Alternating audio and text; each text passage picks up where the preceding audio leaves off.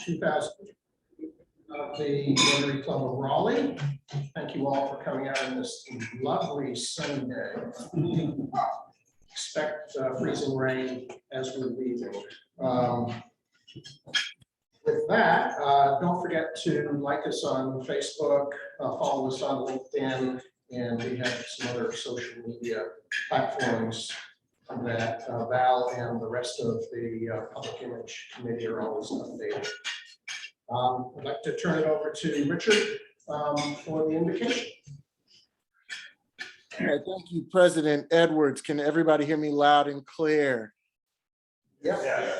Excellent, excellent, excellent. You know, I love the rain. It really makes me appreciate the sunshine. And quite honestly, as Rotarians, we must serve rain or shine. That is what it is about. You know, sometimes we don't have perfect weather. Sometimes we must serve despite the rain, despite the circumstances.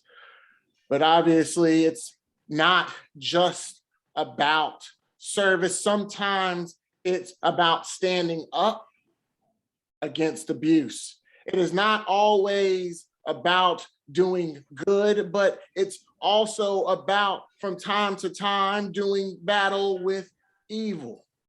It's not just about promoting justice as Rotarians, but sometimes it's about standing up in opposition to injustice. It is about being a champion of fellowship and kindness in a world that is sometimes, at times, unkind. And in order to do that, at times we need to be able to recognize unkindness so that we can be the light of hope in the midst of that unkindness. And so today I would like to contribute, as part of our invocation, a poem called Unkindness by Charles Swain. Oh, could I learn indifference from all I hear and see, nor think nor care for others more than they care for me? Why follow thus with vain regret to serve a broken claim? If others can so soon forget, why should not I the same? Oh, could I learn indifference from all I hear and see, nor think nor care for others more than they care for me? There is no blight that winter throws, no frost, however stern, like that which chilled affection knows, which hearts forsaken learn. What solace can the world impart when love's reliance ends? Oh, there's no winter for the heart like that unkindness sends. Oh, could I learn indifference from all I hear and see, nor think nor care for others more than they care for me? I pray in this invocation that we are all given the strength to be the light in the darkness and to be kind even in the face of unkindness. Thank you all so very much. And would you all please stand with me and join me for our nation's Pledge of Allegiance. I pledge allegiance to the flag of the United States of America and to the republic which stands one nation, under God, indivisible, with liberty and justice for all. Amen. Welcome to the Rotary Club of Raleigh. President Edwards, back to you. Thank you, Richard. Linda is not here to introduce our guest. She's tracking down our speaker. Otherwise, it's me.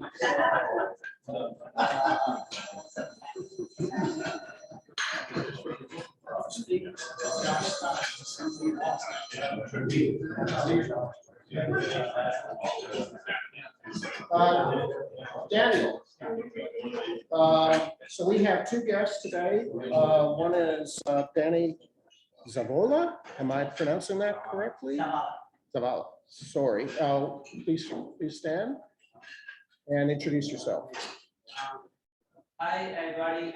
My name is Daniel Zavala. I am a lawyer and IT programmer from Venezuela.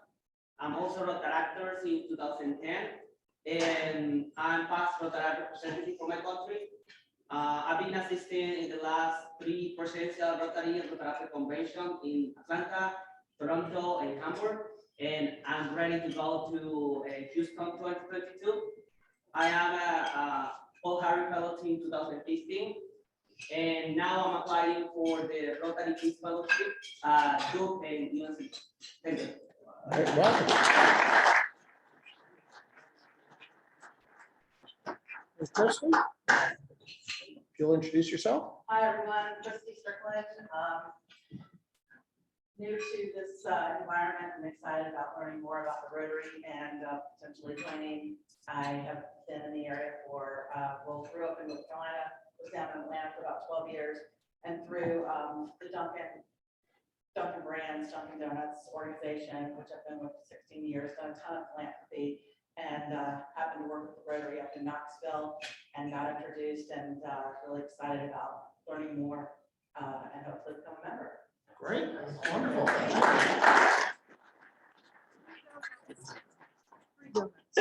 Free donuts. Is that just saying that we've got Priorities. and we've got pizza, so hey, we're set. Charles, we have one other too. Just wanted to quickly introduce Chris Gentry. He's with our e-force. So if there's anything else like that, it's his first time here ever. Hello, nice to be here. Terrific to meet everybody. And our headquarters is out of Kentucky, but the owners of the company are very big on the Rotary, and I'm fairly unfamiliar with it. So to be honest, so it's just great to get this influence from them. They are huge in conjunction with Rotary and do a lot of good work out there. And they just said for me to make sure to come here and continue their good work. And that was apparently the fellow Sean before me who represented really did well a few as well. So I just want to slide on there and see what I can do for you. It's nice to be here. Great.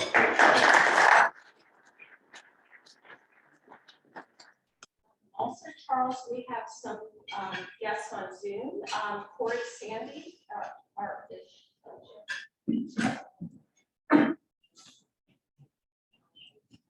Yeah, that some of our NC State. So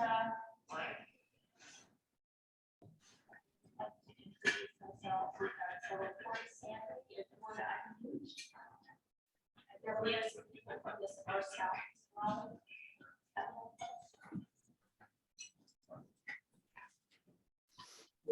So if our Zoom attendees, if you'd like to activate your microphone and introduce yourself briefly. Sure, I could begin here. My name is Randy Diaz, and I'm a lead data engineer. This is my first time at the Rotary Club through Zoom, and I'm really happy. There's so many productive people here getting together, so I'm very happy. Welcome, Randy. Hi, I'm Lucy Inman. I'm a judge on the North Carolina Court of Appeals and longtime member of this wonderful club, and so glad to see everybody. Pam, hi. Hello. Pamela.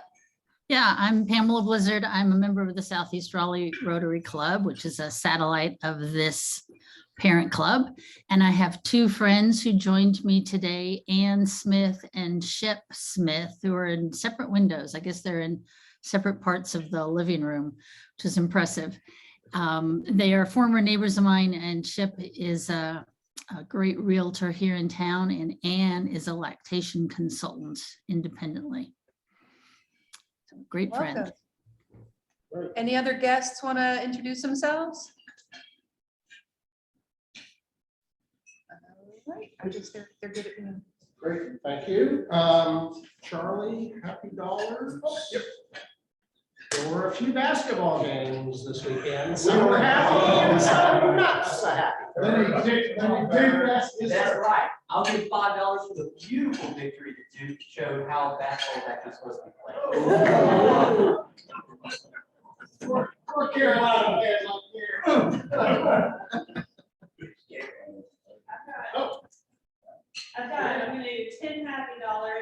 applied for a small business license last week for my own weather consulting company. So $10 for women in science and women small owned businesses. If you need a meteorologist expert with us,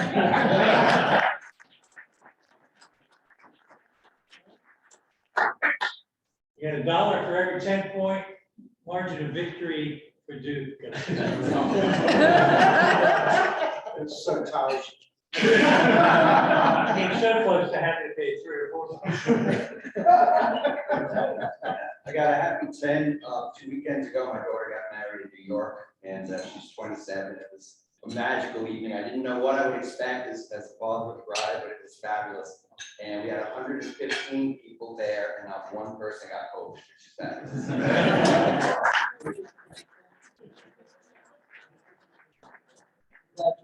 Thank you, and don't forget the card buckets, blue buckets on the table. Research in Alzheimer's and dementia never goes away, so please fill those buckets up. Upcoming meetings, next Monday, our new chief of police, thank you to David Forrest, will be here, Estella Patterson. The following Monday, of course, is President's Day, so we will not have a meeting. And then to round out the month, Daniela Cara from the Bridge International will be here to speak to us. Just some other club and district news. Please don't forget to register for the February 19th District Assembly. It will be held in person over at Greenwood Baptist Church. It's about an hour and a half, 2 hours of getting people brought up to date on what's happening in the district. There's some training events. It's usually lighthearted, but it's a great way to continue the fellowship with other Rotarians throughout the district. And then just another reminder, the district conference will be held in mid-May, 13th through the 14th in Winston-Salem. If you haven't signed up, please do. It is also a great event. James, wine and whiskey, or whiskey and wine? Yeah. Or both. Or both. I'm gonna come up with that's all right. Thank you, President Charles. Right now in this world, as we're having lunch, a parent is being told by a doctor that their child has congenital heart disease and that they have a poor chance of survival. But at the same time, a child is being operated on by a team from Gift of Life International, which I am vice president of, and I'm proud of that. Gift of Life International is the #1 charity in the world helping children with congenital heart disease from emerging countries. So we are doing about 4,000 surgeries a year, 4,000 children that are being told by these doctors that they can't help them because their country just doesn't have the means to help them. So I am thrilled that this club is doing a fundraiser on April 21st, which is Thursday. It's a bourbon and wine, or wine and bourbon. And like I say, I have 2 hands. It doesn't matter what order you hand it to me. I'm good. And that's going to be at Lamontia Gallery in the Village District, April 21st, Thursday night from 5 to 7. And it's a fundraiser. We'll be doing tastings. We'll be raising money to help a child. And actually that night we'll be able to do a Zoom to see a child that we're actually helping. So Rotary is phenomenal. We do amazing programs and help people. But with Gift of Life, one thing that I absolutely love about it is that you see a child with no future. And when we're done with the procedure, that child has full life. So we're going to meet a child that night as well. And my business partner and I will be also donating a piece of artwork, about $1,500 piece of art that will be in the theme of the evening. People will be able to buy raffles and someone will win that piece at night. So thank you. We'll have more details as the event nears as well. Thanks. That should be a fun event. It will also be 2 days before the day of service, the district day of service. So great way to get ready, fellowship, and then on the Saturday, we will be out in the community helping the rest of the community. Just a couple of quick comments about service. Bill, if you can come up and talk about the Salvation Army. We received. I have the mouth. And I will do it next week. No. Go ahead. So we were able to find a few more dollars to add to our total. So I wanted to give you the total amount. We raised, oh, thank you, I can see that. $15,761.76.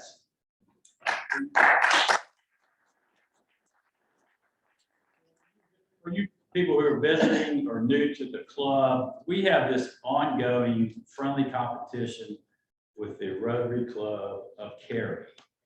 And there's a bell involved that goes back and forth. We've held it a couple times. They've held it most of the time, unfortunately. Well, unfortunately, I hate to report this, but they beat us by 130 bucks. So what do y'all think about a recount? Too soon. We got the Attorney General here. So that's it. We came close, but not close enough. Positive thing, we actually ran more hours than they did. We ran 4 weeks, they ran 3 weeks. Unfortunately, they must have some wealthy people in their club because they throw a lot of checks in the kettle. So, but we'll try again next year. So, and I appreciate everybody's efforts. Thank you.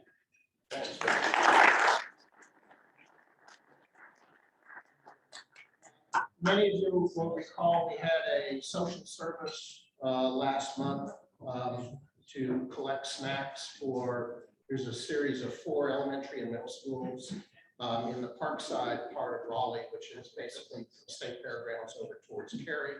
I received an email this morning from the president of the Parkside Rotary Club, and I'll just hit some of the highlights. We actually collected 569 snacks. And they've never had any one club raise as much snacks. These are for kids who typically will have their meal of the day at 10:30 in the morning, and they're not picked up until 6, so they probably don't eat again until 7 at night. They go over to the YMCA. So needless to say, very thankful for everybody's efforts. And we will be doing this every social going forward because that need is not going down, it is going up. So I just wanted to report on that. Wake up and read. Richard, you want to give us an update? Yeah.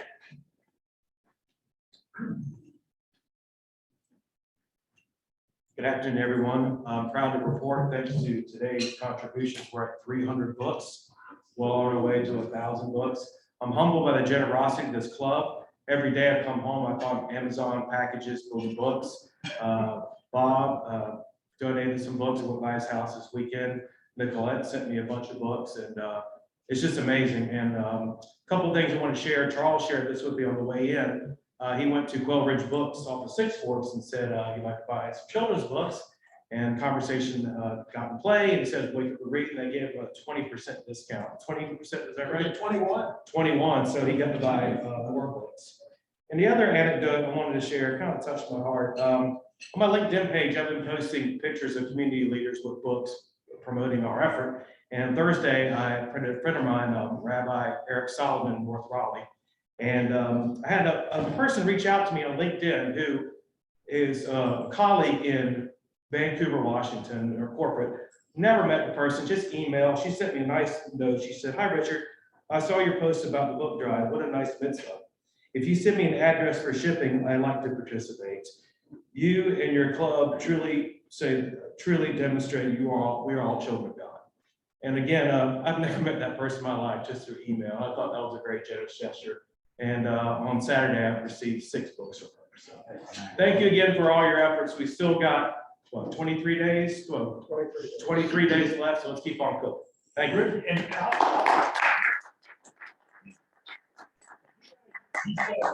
So I went home, my wife and I posted on Nextdoor. I encourage you guys to do that.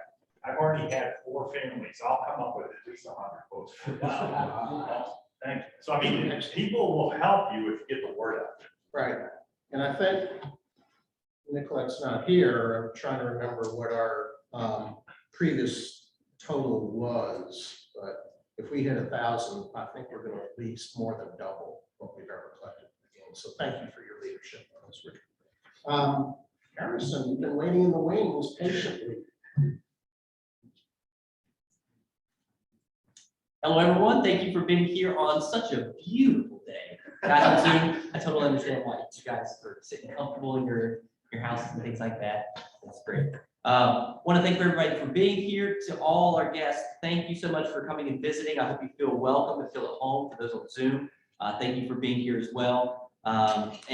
Real quick, so next week we'll be actually doing our first reading for Chris Gentry. So very happy to have you a part of a potential member of a Rotary Club of Raleigh, as well as I've had the opportunity of meeting a couple times with Christy Strickland.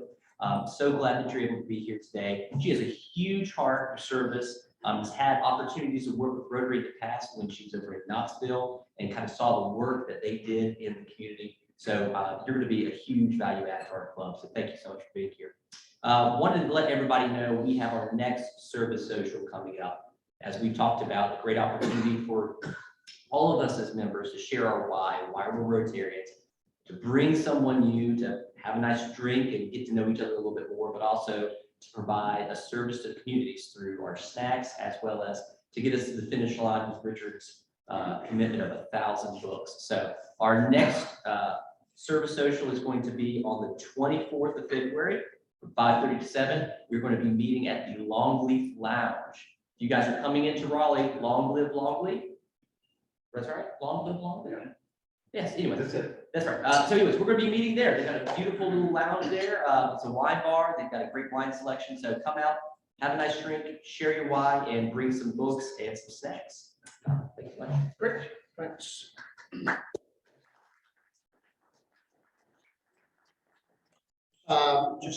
We have a couple of birthdays this week. Mary Moss, who I saw was on. You can read this faster than I'll speak it. Renee and Phil. Happy birthday to you all, and nobody got married. I wonder if the weather was like this. Anything else for the good of the club? Other announcements? Okay. Well, it is my distinct honor and pleasure to introduce our speaker this afternoon, Josh Stein, the Attorney General of the state of North Carolina. Josh was sworn in for his first term as North Carolina's 50th Attorney General in 2017, and he began his second term last year in 2021. He's most of his efforts, but I know you've got a lot of other things on your plate, Mr. Attorney General, is protecting North Carolina's families from crime and consumer fraud, especially the latter, which seems to just be growing out of control. He works to protect taxpayers, seniors, students, and military families from fraud. His Department of Justice won awards or settlements of more than 1.5 billion from scam artists, and that's only the tip of the iceberg, I think. Unfortunately, I'd really like to get some of those robocalls off my phone. He is working to improve data security and is leading a national effort to combat, speak of the devil, robocalls. He's also working to make North Carolina's law enforcement and criminal justice systems fairer, combating the opioid crisis, and get treatment and recovery resources for North Carolinians who are struggling with addiction. Working to protect clean air and water and fighting the teen vaping epidemic. Previously served as a state senator and as a senior deputy attorney general in the North Carolina Department of Justice. In those roles, he successfully led efforts to put violent criminals behind bars by expanding the state's DNA database, wrote the School Safety Act and Identity Theft Protection Act, worked to protect kids from online sexual predators, and helped run payday lenders charging loan shark interest rates out of the state. Grew up in Chapel Hill. I wonder who you root for. I had a very painful 2 hours. 6 to 8 in the detail. Right. It was over in an hour.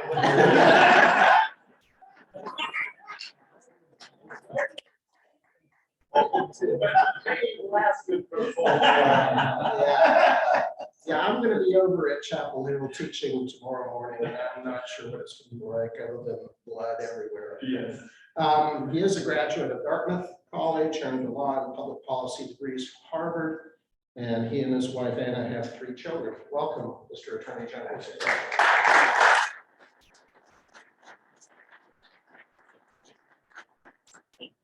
Thanks for the introduction. Pleasure to be with everyone. Good afternoon. I hope everyone other than the Dukies are having a wonderful day.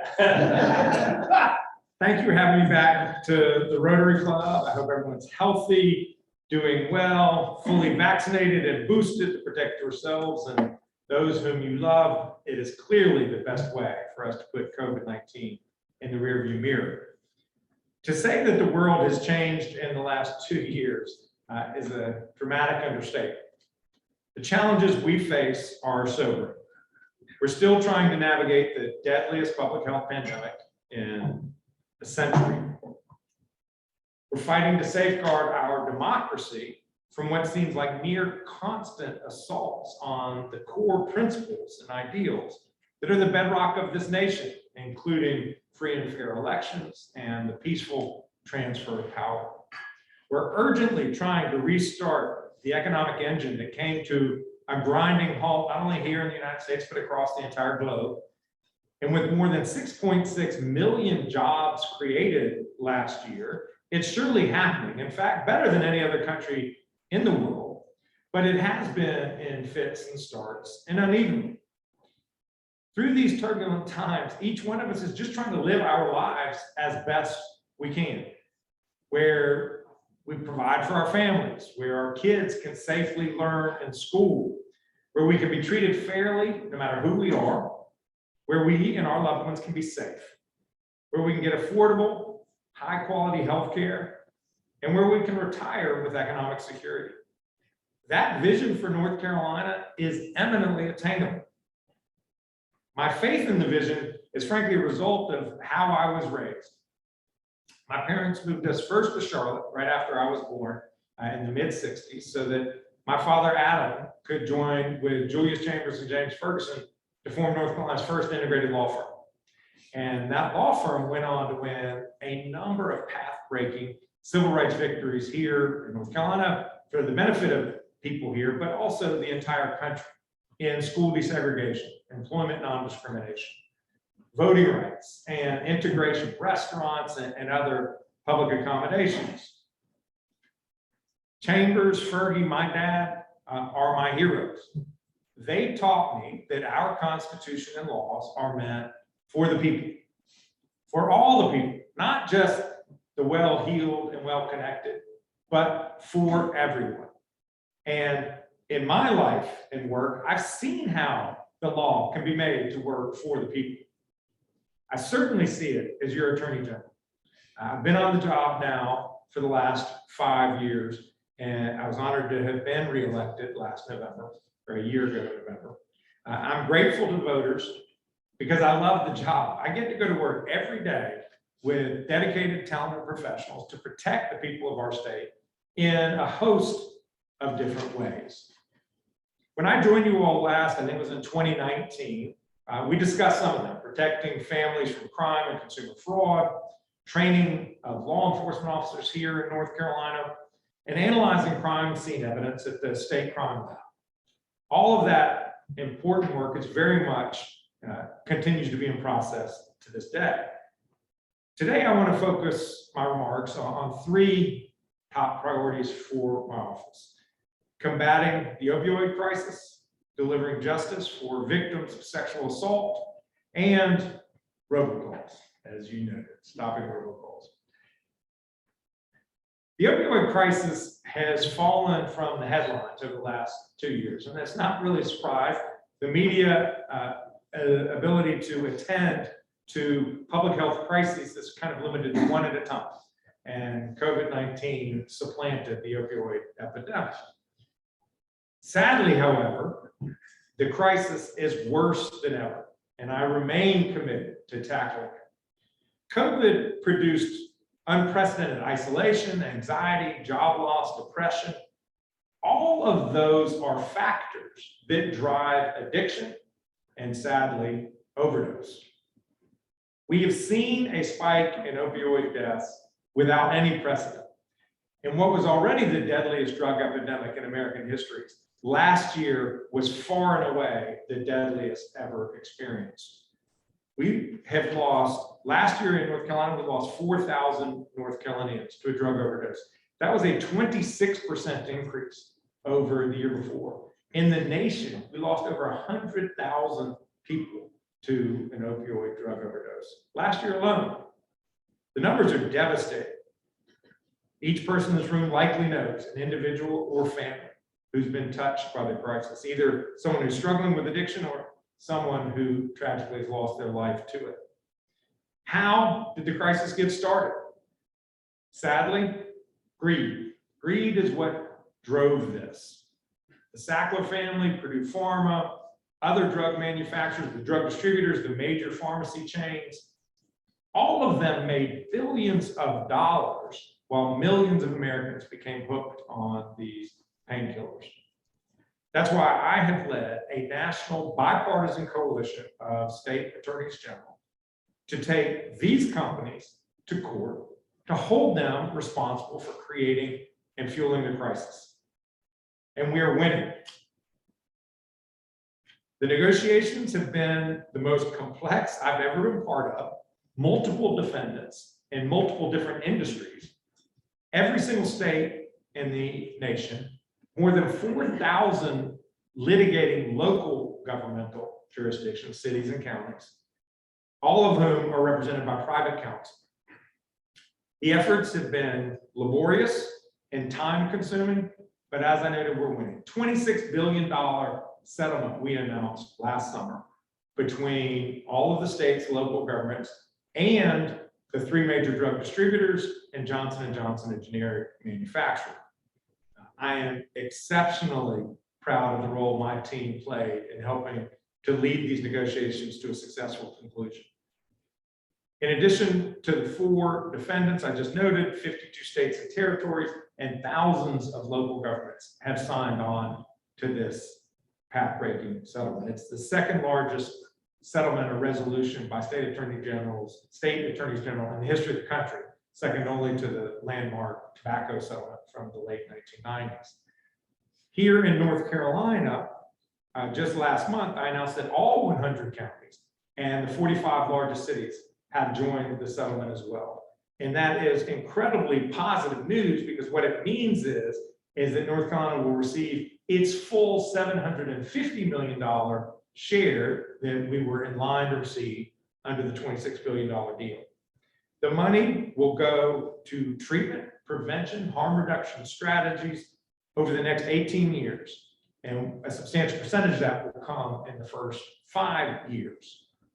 Combined with other settlements that my office helped to negotiate with other companies, including McKinsey Consulting and Mallinckrodt, we are poised to bring home more than $800 million to confront the crisis. All of these funds have to go exclusively to abating the opioid epidemic. Most of them, 85%, are going to go to local governments, to counties and the large cities in the state. 15% goes to the state of North Carolina. No matter which level of government has the funds, they will be required to use it for strategies that will help save people's lives. It can go to tackle prevention, treatment, harm reduction, or recovery. So some specific types of programs. Treatment and detox facilities in places where there are not enough treatment resources. Diversion programs to get people with addiction out of the criminal justice system and into the healthcare system, where they can get treated as well. Post-overdose response teams to visit people a day or two after they've had an overdose, to build the rapport to connect them to treatment options. Naloxone distribution programs, so this miracle life-saving medicine can save more people from overdose death. And housing, employment support, and other services for people who are in recovery. The funds should start to come to our state beginning the second quarter of this year. The agreement also has very strong transparency requirements so that you and I will know how each government chooses to allocate those funds. Where are they spending it? What programs? And are the programs making a difference in people's lives? That publicly available dashboard can be found at ncopioidsettlement.org. North Carolina is the first state in the country to stand up our public dashboard and first one for you all to take a look at. The agreement puts our state, counties, and cities in an exceptionally strong position to make a difference in people's lives. Too many lives have been lost. Too many people wake up every day asking themselves, or compelled to find that morphine molecule to put into their body to sate the incredible chemical need for the drug. And too many families live in a constant state of emotional turmoil, fearing that the day when they wake up will be the day they get the call that they dread. We have a long road ahead of us to turn the tide on the epidemic. But I am confident that together we will get people the help that they need so that they can put opioid addiction in the rearview mirror and that they can then live a life free, liberated of their addiction, and just contribute and enjoy life just the way all of us are so blessed to be able to experience. Since we last visited, I also wanted to give you an update on where we stand on our initiative to eliminate the backlog of untested sexual assault kits here in North Carolina. As of 2019, there were more than 16,000 untested sexual assault kits sitting on the shelves of local law enforcement agencies all across the state. And unfortunately, it was the largest backlog in the entire nation. Each one of those kits represents a profound tragedy in someone's life, the worst moment for many people's lives. And then after that, immediately after that, the victim willingly subjected themselves to hours of invasive physical examination to deliver evidence to the criminal justice system. And that evidence sat in a box on a shelf untouched for years, many instances for decades. We owe it to these people to make sure that our criminal justice system works and that we do everything we can to deliver them justice. So my office developed a plan to attack this backlog of old untested kits. We first developed a tracking system, putting barcodes on every single one of these kits across the state and on every new kit going forward so that the victim can know exactly where their kit is in the process at any time going forward. And that website is up and running. Second, we raised grant funds to begin outsourcing the old kits to private vendor labs. Third, in 2019, we worked with the General Assembly in bipartisan fashion to do two important things. First, to require law enforcement agencies to send all sexual assault kits from reported sexual assaults to an accredited lab within 45 days of receipt going forward to make sure that they no longer pile up in their evidence collection rooms. Second, we secured additional funds to continue to test these kits. And since we've been moving the old kits forward, we have been seeing real progress. We have either tested or are in the process of testing about half of the untested kits. So about 8,000 have either been tested or in process. There are a number of cold cases that prove the point of the value of doing this work. There was a case here in Raleigh late last year solving a sexual assault that occurred 45 years ago. Throughout North Carolina, the testing of these old kits have resulted in at least 61 arrests, responsible for at least 89 known assaults, as well as other crimes, including kidnapping, robbery, and murder. So that means that there are 89 survivors who now have a chance to see justice after the worst moment of their lives. Finally, I want to thank the General Assembly and the governor for their work in securing a budget for the state of North Carolina last year. That budget included a fund for our request of $9 million so that we can eliminate all of the backlog. It should be enough funding for us to complete the job of testing the old kids. And importantly, providing 8 additional scientists at the state crime lab who can work on the current cases and enable us to turn that evidence around more quickly to local law enforcement so they can solve crimes that are happening in real time. Together, we are sending a message to the victims that we care about what happened to them and are going to do everything in our power to try to solve the case. To the perpetrator, that no matter how long ago they committed a crime, we are committed to doing everything we can to find them and hold them accountable and lock them up where they cannot hurt other people. And to the public, we want folks to know that we're doing everything in our power to make our community safer for everyone. Finally, I want to provide an update on the #1 source of complaints to my office. Robocalls. They are a scourge. Look, they drive you and me crazy, right?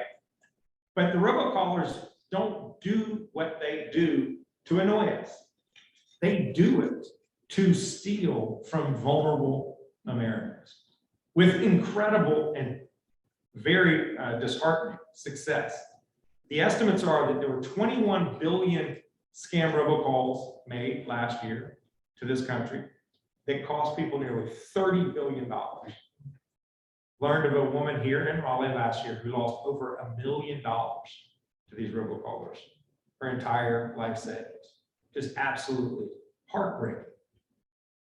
We got 10,000 complaints last year to my office about robocalls. Far and away, runaway, #1 complaint. In 2019, I led a group, again, bipartisan, of 51 attorneys general, every state in the country and the district, to announce some anti-robocall principles that we negotiated with the largest telephone companies in the country. And the robocall principles, essentially half of them had to do with urging, getting commitments from these large phone companies to more aggressively deploy technologies to screen out more of these calls so that they never come in to your phone. Or you should be seeing on your phone more instances where it will say spam alert or potential robocall or some kind of notification before you pick up the call. That was as a result of our negotiations. The second is a greater commitment on their part to cooperate with law enforcement so we can trace these calls back to their point of origin to hold the wrongdoers accountable. In the past 2 years, since principles went into effect, the phone companies have blocked more than 32.5 billion spam, spoofed, and illegal calls. Now, it doesn't feel like it to you all, but there would have been more calls that would have driven you crazy. Everyone is being bombarded, and we have to keep at it because the scammers will never stop trying to identify workarounds because it's simply too lucrative to them to steal from people. So I led a coalition of every attorney general again in the country and successfully urging the FCC, the Federal Communications Commission, the regulators to accelerate a deadline by when all phone companies have to have deployed stir-shaken technology. This is one form of technology that makes it impossible for the robocallers to spoof the number. When you pick up the robocall and it kind of looks like it has your area code, maybe your prefix, and you're like, is this my wife's phone number? What is this number? Well, that's spoofing. Or they will present that they're the Social Security Administration and they'll show up on your phone. And then they'll use some threat to try to steal people's money. Well, stir-shaken puts a unique digital identifier on every phone call and will stop that practice. And by June of this year, all phone companies will have had to deploy it. 2 weeks ago, my office brought a path-breaking lawsuit against a telephone service provider out of Texas called Articulate and its owner, Paul Talbot, for facilitating hundreds of millions of phone calls here to North Carolina over a period of time from international scammers. There were some North Carolinians who were getting between 50 and up to 200 phone calls a day through this guy's system. We identified the company, this telephone service provider, through the partnership I described earlier with the Anti-Robocall Principles, where the phone companies had to cooperate with our investigations. So their trade group is US Telecom. So they have helped us identify by tracing back these robocalls from one service provider to another service provider to another service provider till we found the gateway provider. The gateway provider is the phone company that accepts the international traffic onto the system. And once it's on the American system, it just gets handed from phone company to phone company until it hits your phone, whether that's AT&T, Verizon, T-Mobile, or whoever your provider is. The phone companies, these small guys like Mr. Talbot and Articulate, they turn a blind eye to this traffic because they make fractions of a penny on every single call that comes across their system. So he's getting paid for the scammers to be able to access and exploit Americans. It's wrong. It violates state and federal law, and we won't tolerate it. So we've taken them to court. And there are other small companies doing similar traffic, and they're on our sites too. And I'm going to do everything in my power to fight these scams that attack the vulnerable and to restore everyone's peace of mind by trying to shut these guys down. I wish I could say it was easy or immediate. It's not. They have such a financial incentive to keep going around, but we're trying to circle them so we can identify them and put them out of business. Well, I appreciate you all having me here today. I always enjoy being with Rotarians. I'm moved by the charity, the books, and all the good work you're doing here in Raleigh. It makes such an important difference in the lives of a lot of people. Your four-way test, frankly, has more resonance in this country than ever before, more than I thought possible. Is it the truth? Is it fair to all concerned? Will it build goodwill and better friendships? And will it be beneficial to all concerned? My goodness, as we continue to muddle through these difficult and divided times, we would all do well to subscribe to and meet your standards. So thank you for your attention. Thank you for what you do. You're touching lives here in Raleigh and Wake County. I'm excited to work with you all, God willing, in the months and years to come, so that we can build a state that's stronger, fairer, safer, and healthier. Thanks so much for having me.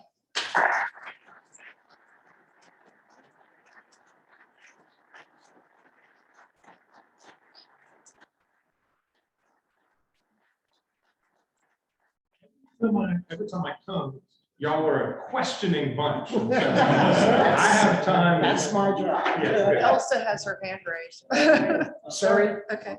Hi, Josh. How are you? Thank you. Elsa. Yeah, Go wait, ahead, Elsa. sir.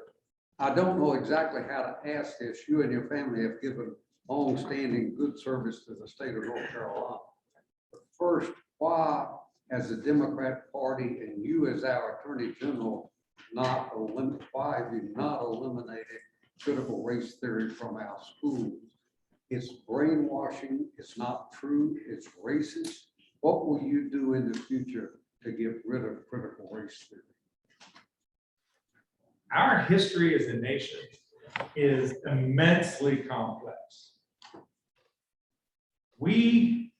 Our founders were created as a nation on some of the most strongest ideals imaginable, that all men are created equal, that the people should govern themselves and not be subject to the whims of a sovereign. And so we have some of these aspects of our history that should be glorified and frankly have helped to improve the quality of life and living standards of lives all across this planet over the last 200 years. But we have some really problematic parts of our history as well. When those words were written, and in the US Constitution, it talks about a class of people being 3/5 of a human being. And whether they were 3/5 of human beings and they got 60% of the rights to live in this country, they were 3/5, so that the white people in the South would have greater political representation in the Congress.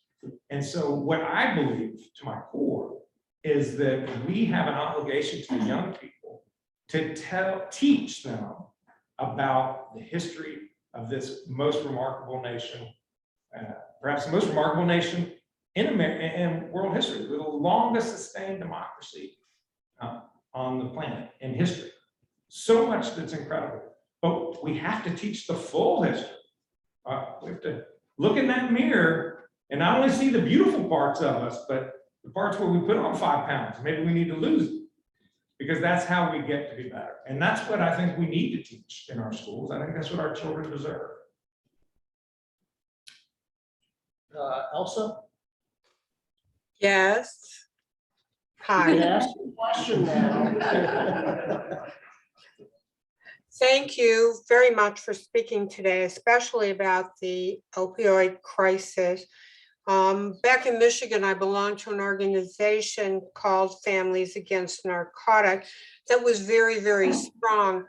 The thing that bothered me the most about it was that granted big pharma and some of those affiliated companies do bear a large responsibility without doubt. But nobody ever talks about the responsibility that the family and or the child who the family is responsible for, or any adults. I mean, other people have a responsibility to make this right. And I don't think anyone talks about it very much, and that concerns me. What's your viewpoint? I think addiction is an immensely complex phenomenon. There are all manner of factors that could result in someone becoming addicted to a drug.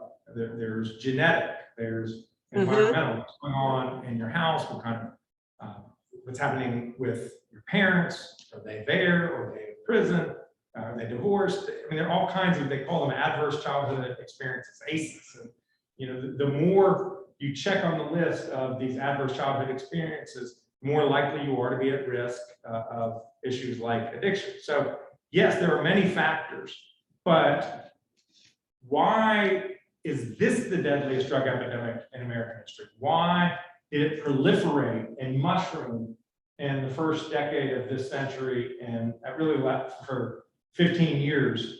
And it was because of aggressive marketing and misrepresentations by drug companies.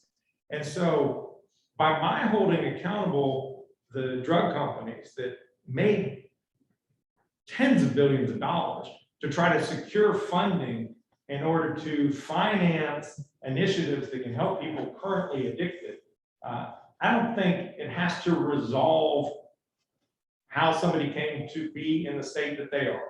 My concern is that there are literally tens of thousands of North Carolinians who every day have to put morphine molecules into their body in order to make it through the day. And we need to do all that we can to liberate those people from that essentially prison of the mind, regardless of how they came to be. But the amount of proliferation of these pain pills in the early 21st century, I have no doubt that they have culpability. Whether it was 80%, 60%, 70%, I don't care. Well, I don't think that matters either, but I'm wondering about education for parents and others. Well, we did a public education campaign, and I urge you to go check it out. It's called morepowerfulnc.org, morepowerfulnc.org. And we did it about 2 years ago in partnership with Atrium Health, Blue Cross Blue Shield, the Carolina Hurricanes, and others. And it was all about educating the public and families to empower them to try to make healthy decisions. Better choice. We also put a curriculum into public schools on making smart decisions and avoiding risky behavior that can lead to addiction. So I don't think we're saying things at cross purposes, to be honest with you. Great, thank you so much. Linda? Yes, I have a question. I know in December that the opioid settlement with Purdue Pharma was overturned to allow for civil litigation. Will that affect any of the settlement that our state has with Purdue Pharma? Yes, that's a great question. About $100 million is at stake in that settlement. The $750 million from the 3 distributors in J&J, not affected. The money that we got from McKinsey and Mallinckrodt, not affected. But there's an additional $100 million that if we can resolve this in bankruptcy, they can come to North Carolina. I believe that the Sacco family and Purdue Pharma is the most culpable. We're signing percentages of blame. I think they're the ones who really created this beast. And the initial proposal was in bankruptcy.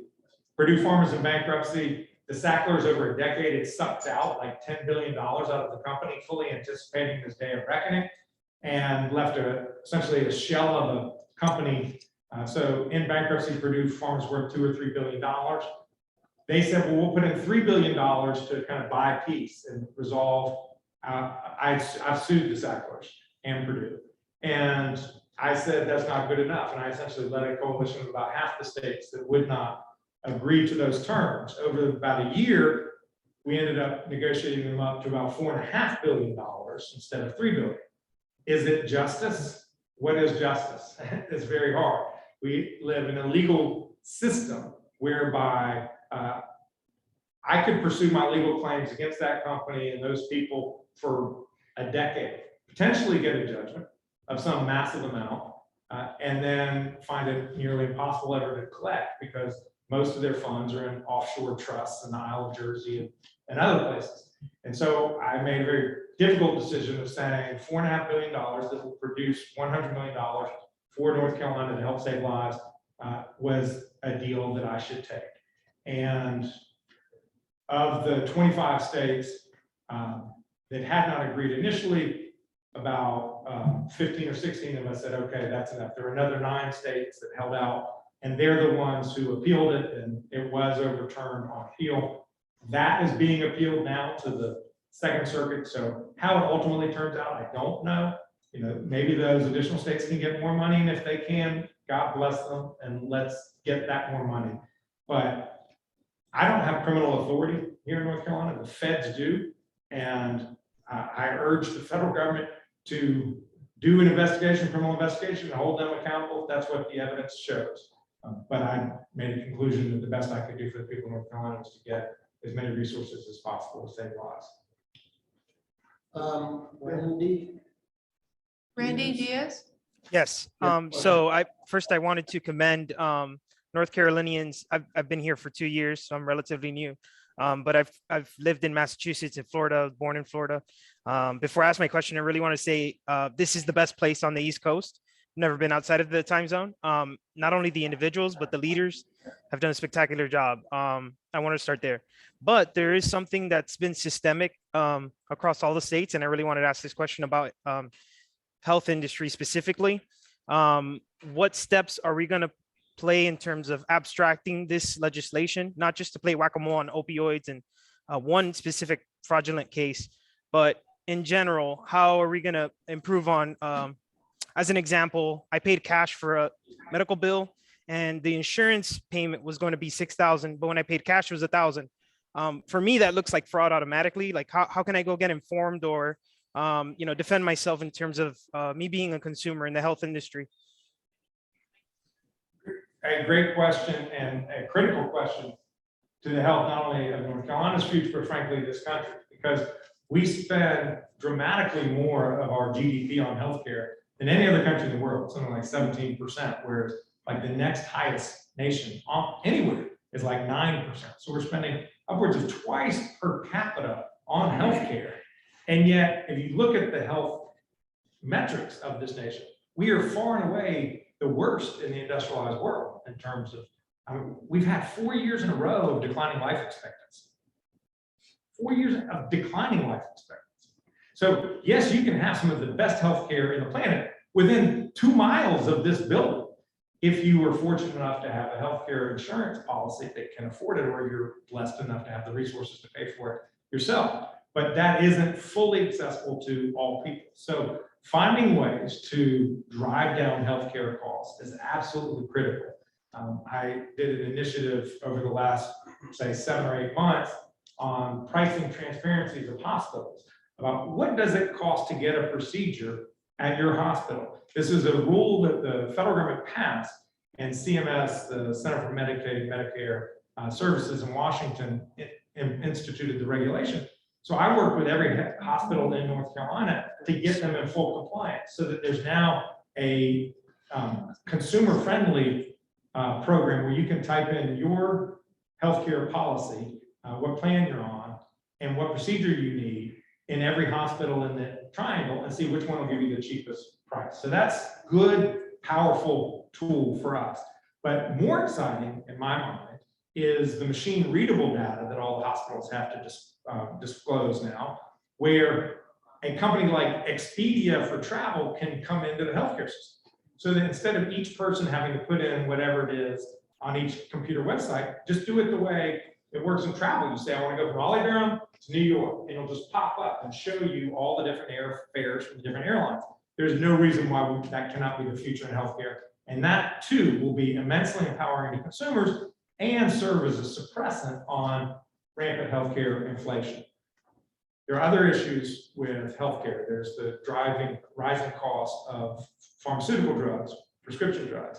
I'm engaged in 2 massive multi-state litigations against generic drug manufacturers for conspiring and setting markets and setting prices to increase the cost that everybody has to pay for their medicine. In fact, I have a meeting on Thursday this week with a number of healthcare experts to look at the issue of healthcare consolidation, health systems consolidation, big hospitals. There's been an increasing trend of hospital systems gobbling up other hospital systems. And what the healthcare economists have concluded is that almost invariably when there are these conglomerations, healthcare costs go up. And what's particularly galling is healthcare quality metrics decline. So it's absolutely the worst of all worlds. It's more expensive and the quality is worse. And so I have had to review a number of acquisitions, mergers, consolidations in recent years, and have come to the clear conclusion that North Carolina law is inconsistent and not strong enough. And so we're going to come up with a recommendation for the General Assembly to empower me and the Department of Health and Human Services to have more tools to review these transactions, all for the benefit of North Carolina healthcare consumers to try to keep costs down. So there's not a single answer to your question, but it is, I recognize how much of our lives are focused around healthcare, and I'm going to do everything I can to try to keep costs down. Thank you. One last question. Bill, I want to move something a little different. I saw you on television late last week about the decision by the North Carolina Supreme Court. And all of the remarks that I've heard from everybody lauding that decision or whatever, is the only thing they've ever told us is not fair. So what did the legislature do specifically to make the districts unfair this time? We've not heard anything about that. It's just fair or unfair, depending on how you look at it. I'd like a little data on that. Happy to. So every 10 years, the legislature has to redraw the districts of each state house, state senate, and U.S. congressional representative, because there's a new number, a new census. So they have to reapportion, because in the 1960s, the U.S. Supreme Court said every legislative district has to have equal or substantially equal number of people. In the U.S. Congress, there could be a deviation of 1 person. So every congressional district has exactly the same number of people, plus or minus 1 voter. For state legislative districts, it can be plus or minus 5% of the average number of persons per district. So that's the process that's underway. The legislature did its maps. And what is different about this decade, even since last decade, and last decade was orders of magnitude different than the previous decade and everyone before, is technology. I talked about these robocallers calling internationally, using the internet, voice over internet protocol to make billions of calls for not much money at all. Well, with the technology that the map drawers have, they can draw lines with immense precision and draw somebody out and somebody in, because they know with large degree of certitude how that person votes. There's just so much data about every single one of us that they know how we're going to vote, even though our votes are private in the voting booth. So what the legislature did when they drew their maps, they came up with a map that out of 1 trillion different models that could be generated through a computer, it was the 99.99% most favorable to the Republican Party. So what that means is, and what the experts all testified, and this included, by the way, the experts by the Republican legislators themselves, was that even if the Democrats won a wave election here where 55% of the people in this state wanted to elect Democrats, and they can't state why, but they also wanted to elect a Democratic legislature, they could never get control. They couldn't get control. That even with a wave election, the Republicans would likely have a majority. And in a 50-50 election, the Republicans likely had a supermajority, which would have the effect of nullifying the votes that the voters had cast on behalf of Governor Cooper when he would veto one of their bills, because the veto could just then be overridden. So in fact, the legislators, they didn't deny this was a partisan gerrymandering. And the 3-judge panel that took all of the evidence at the hearing about 3 or 4 weeks ago, they concluded that it was an extreme partisan gerrymandering. And they identified district after district that was drawn in such a way as to essentially deprive the voters from being able to choose their preferred choice of representative. The voters who haven't voted yet. So it's all unknowable until the vote, correct?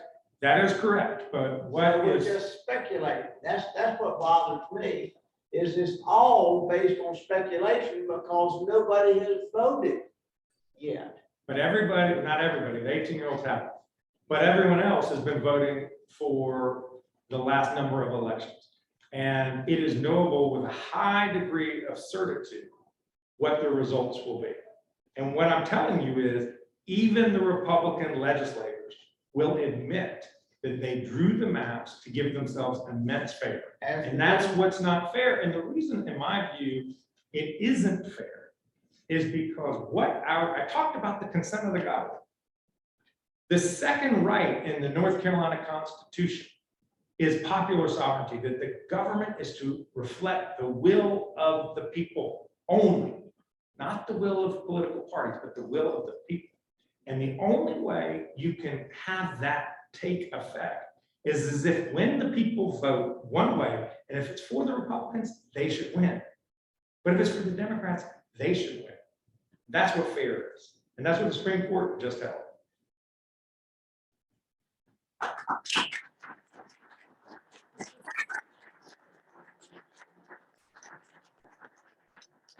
Realize there are certain ways. Yes, but it will find us. Thank you very much. Thanks, Brad. Appreciate it.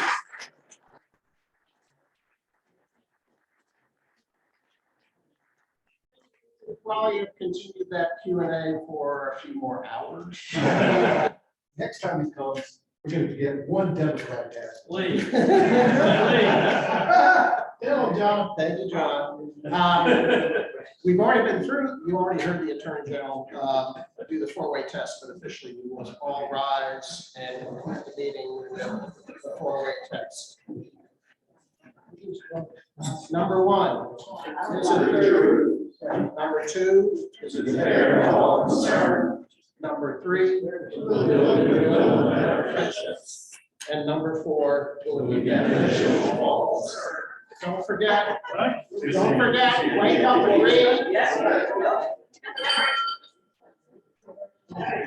Forget it. You've lost control.